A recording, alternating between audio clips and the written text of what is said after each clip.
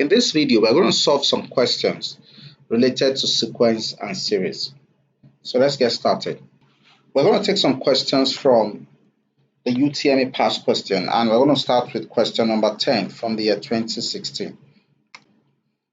So the question goes as follows. 3 consecutive terms of a geometric progression are given as n minus 2, n, and n plus 3. So the question says we should find the common ratio. Okay, so let's solve this question.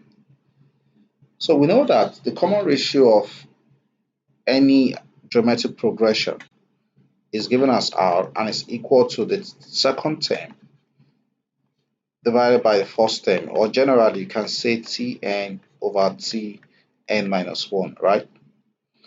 And how do you go about solving for the common ratio? So just take any of these two. So just have something like n divided by n minus 2, then equate it to this 2 consecutive term, which is n plus 3 divided by n. So the next thing we're going to do is to solve for n. So let's try to solve for n and see what we get at the end of the day. Or, okay, let's solve for n and let's see what we get. So let's cross multiply. That gives n squared equals n plus 3 times n minus 2. Then n squared equals, if you expand this, that will give you n squared minus 2n plus 3n, then minus 6. So let's collect like terms. So let's take all of this n to this side. That's n squared minus n squared, then plus 2n plus 3n equals 6. Let's leave the equals minus 6. Let's leave the minus 6 here. N squared cancels out n squared, right? Then 2n plus, this is minus, right? 2n minus 3n, that gives minus n equals minus 6. So n equals 6, right? So now we've got n to be 6.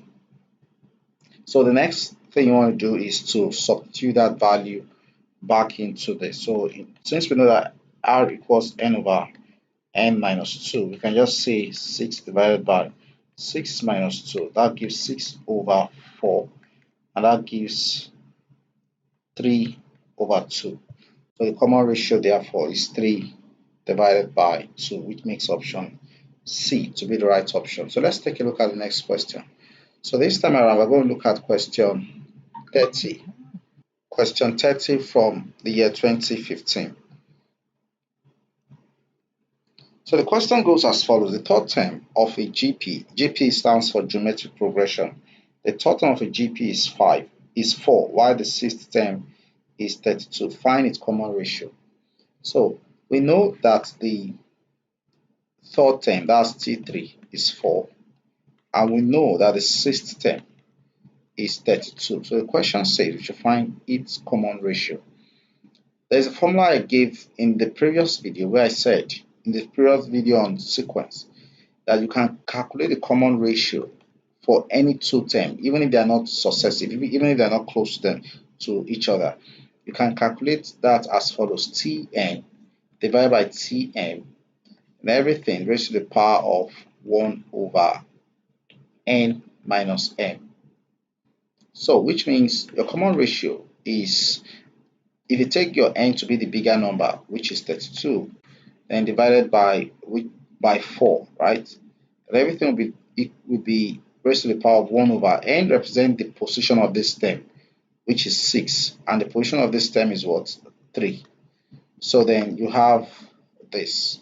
So let's divide 30 divided by 4. That will give 8. So 8 raised to the power of 1 over 3, and that will be 2 raised to the power, 8 is 2 raised to the power of 3, right? Then everything raised to the power of 1 over 3, and that will give you 3 times 3 cancels out 3, so that gives you 2. So the common ratio is 2, and that makes option D to be the right option. So let's solve another question. We're going to solve question number 19 from the year 2014. So the question goes as follows. The fourth term of an AP. AP stands for arithmetic progression. The fourth term, which is T4, is equal to 13, while the 10th term, which is T10, equals to 31. So the question says find the 24th term.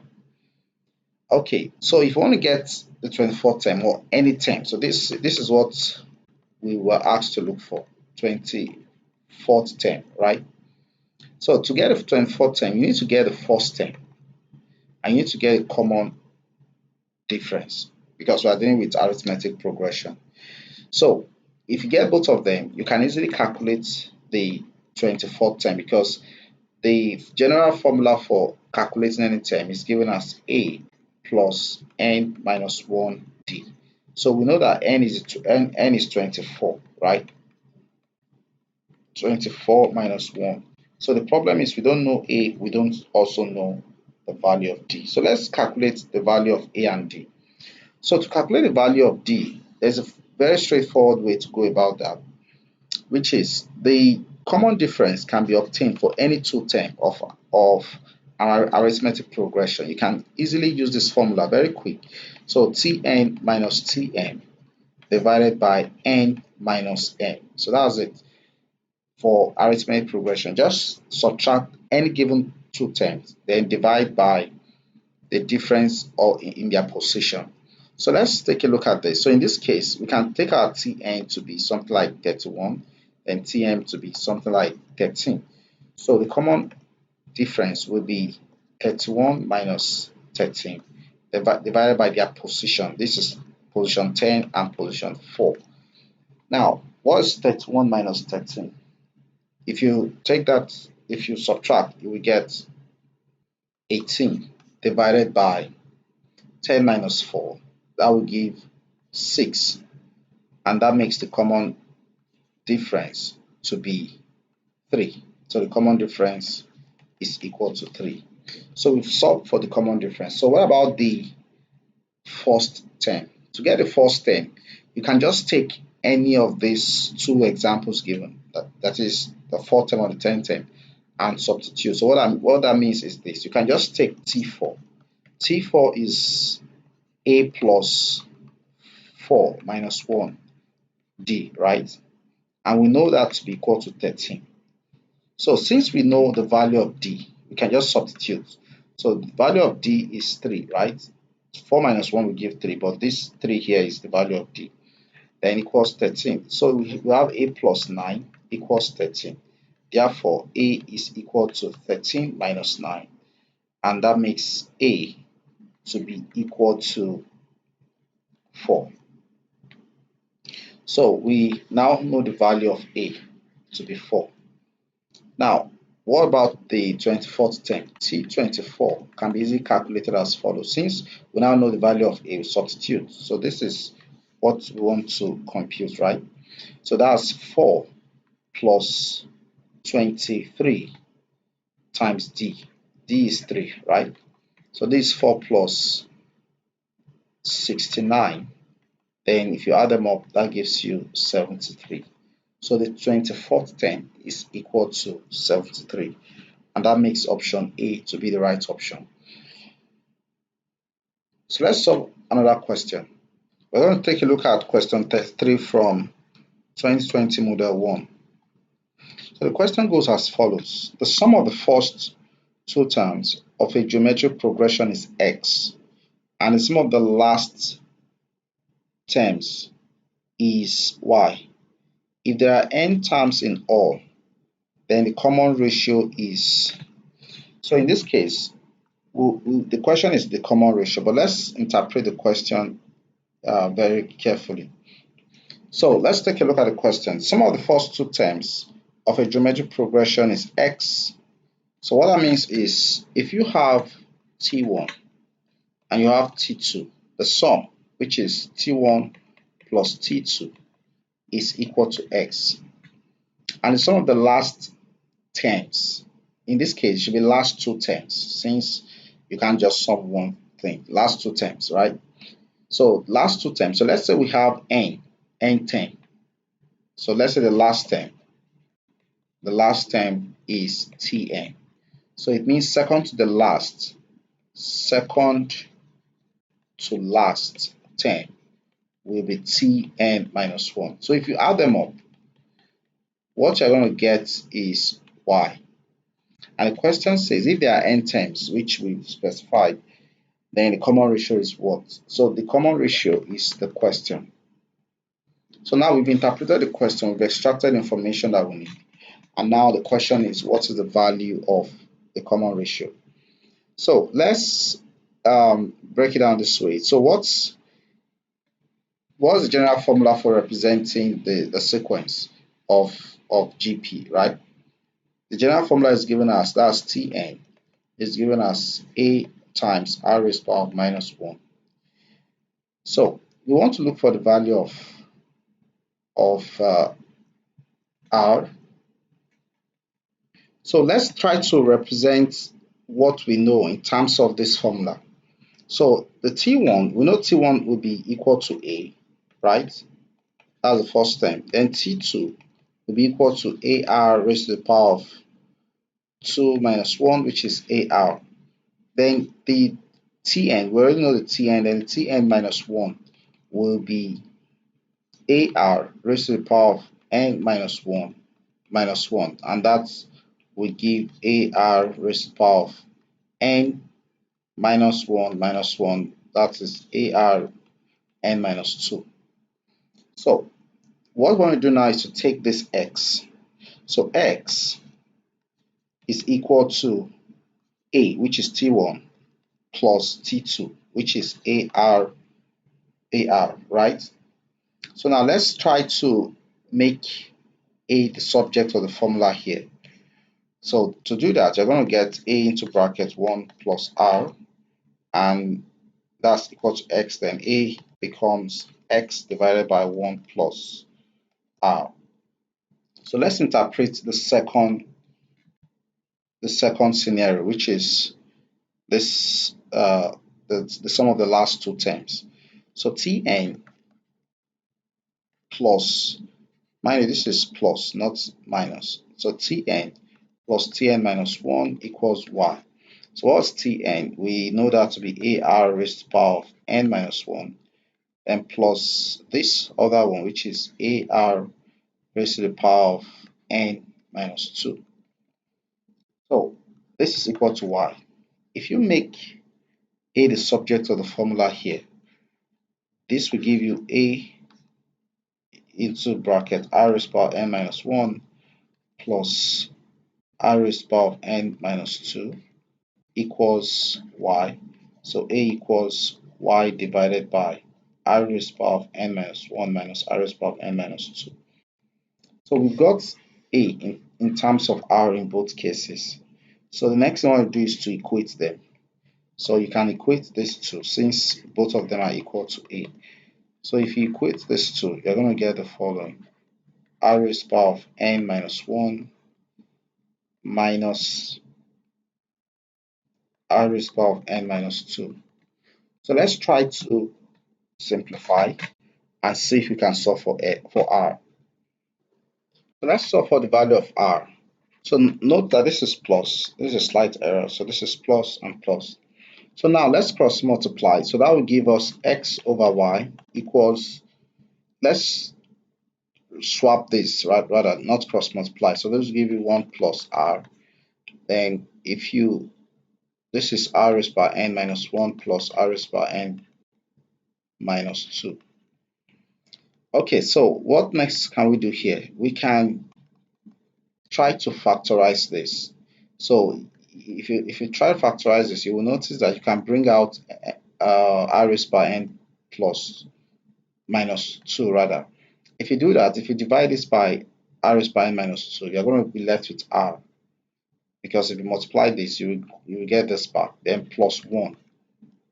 So if you check this closely, you will see that we can cancel out this 2. So this gives us x divided by y equals 1 over r raised by n minus 2. Then now we can easily cross multiply. That becomes x r raised by n minus 2 equals y. Then we can just make this the subject, this r raised by n minus 2 the subject. So that will give you this. Then to solve for r, you simply take the roots, the n minus 2 root of y over x. So then you can represent it this way. So there's a final way you can represent it as r equals, so let me just bring what we have earlier, y over x. Then you can write it as y over x raised to the power of 1 over n minus 2. So this is how you can, this is the value of the common ratio in terms of x, y, and in terms of n. So let's see what option is the right option here. So option D is the right option here. So let's solve another question. Let's solve question 17, 2020 model 2. So the question goes as follows. Find the nth term of the sequence. You have the sequence 4, 8, 16. So you are not told whether it is arithmetic progression or geometric progression. So what you do is you infer from the nature of the sequence. So here you have 4, 8, 6. So what do you think is happening? What's happening is we multiply 4 by 2 to get 8. So multiply 8 by 2 to get 16. So since we are multiplying, this is a geometric progression. So in this case, we are asked to look for the nth term of the sequence. So to look for the nth term, you need to define the first term, which is 4. You need to define the common ratio, which is 8 over 4, and that will give you 2. Then what will be the nth term? The nth term is a r raised to the power n minus 1. So what's a? A is 4, r is 2, raised to the power of n minus 1. So that gives 2 raised to the power of 2, right? Times 2 raised to the power of n minus 1. So if you apply law of indices here, you're going to get 2 raised to the power of 2 plus n minus 1.